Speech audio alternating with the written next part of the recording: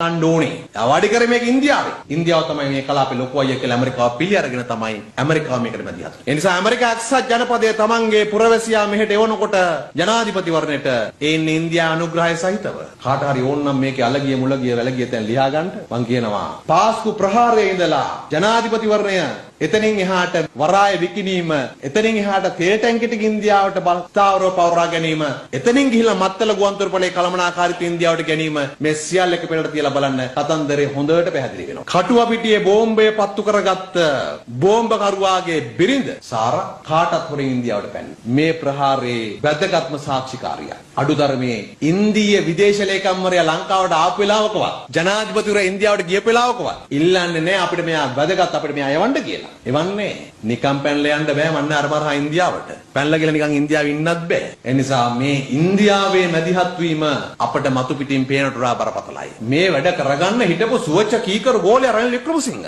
රනිල් ඒකෙදි පණමදි. රනිල් ඒකෙදි දුර්වලයි. රනිල්ට ජනවරම නැහැ. චීනය මේ පැත්තෙන් වේගෙන් එනවා කලාපයේ ආධිපත්‍ය පතුරවාගෙන. අන්න එතකොට තමයි Tamanට මේක වේගෙන් කරගන්න පුළුවන් කෙනෙක්ව ගෙනල්ලා කුටුවේ වාඩි කරන්න. මේ චිත්‍රය තව ඉස්සරහට පැහැදිලි වෙයි.